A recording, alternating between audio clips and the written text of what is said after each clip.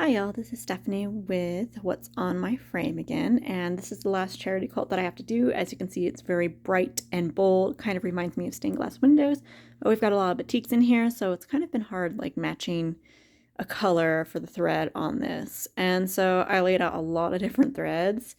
Most of them are variegated, some of them are not. You can kind of see the spools over here. Just trying everything under the sun that might possibly go. And I think I'm leaning towards the three that are on the top, which I don't know. We'll try and focus on it. So we've got on the very bottom is this purple pinkish variegation. The middle one is kind of a brown and cream colored variegation, and the top one is more like a rose and a gold variegation. And I think I'm leaning towards the very top one, which is kind of lucky because originally I was planning on using that brown right here in the middle. And as you can see, I really don't have that much left. I did have some bobbins of it, so luckily not a ton would probably go onto the bobbin carriage area, and I might make it across. But honestly, I'm kind of happy that this rose antique gold color is looking pretty good on it. I have a little bit more to work with. I'll probably have to still wind some bobbins.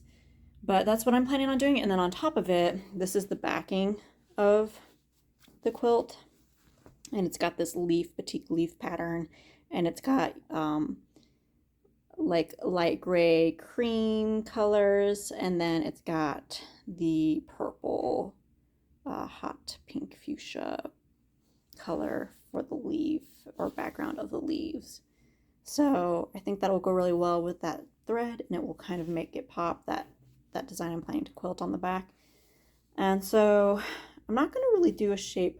It might be kind of a shape like this, but it's going to be more abstract where it's just kind of looping around. And that's my plan for this quilt. So I just need to finish rolling this guy onto my front bar and then getting the batting placed in between and then pinning at the very top onto this cloth and then tightening it up, and then we can start quilting on this. But this is probably gonna have to wait until after work. So that is the plan for this one. I made a not so quick trip to Joann's to grab some interfacing for some applique I'm gonna do on a future quilt. Well, to finish a quilt that I have going. And this was a remnant, so, you know, it's fall season, love fall stuff, and for some odd reason, you know, the oranges and the blues just popped and spoke to me. So that's going to feed the stash. And then finally I got the batting for my Socialites quilt, plus hopefully enough for the other quilt that I'm going to be working on in the near future. So that is ready to go, and maybe next weekend I will get my acting gear and put the Socialite quilt onto my frame, and that will be my session of What's on My Frame. So let's cut back to the other quilt that is currently on my frame. Over here, I'm planning to do kind of like a little abstract oak leaf across everything with some swirls and stuff. So that is the plan. And once I do that and I get comfortable with this, I'm probably going to use this same motif for my Socialites quilt when I eventually get it onto the frame. So without further ado, let's get this quilt quilted.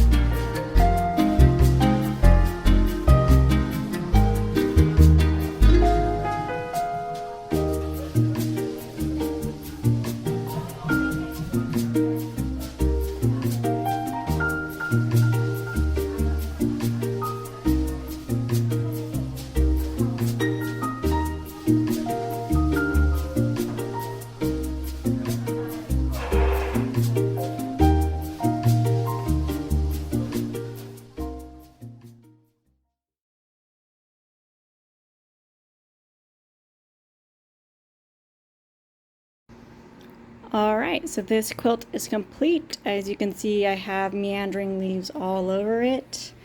It's fun to quilt up. My window was open to film this, and so my phone began baking in the sun, so my phone is super hot right now. Good thing to take note of next time when I film, and this what was on my frame. And so if you found this video enjoyable, or you just like seeing people quilt, I don't even know what I'm doing right now. Let's just be honest.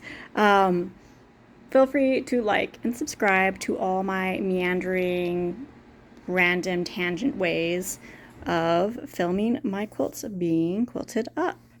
And as always, happy crafting, and I will see you guys next time on What's on My Frame.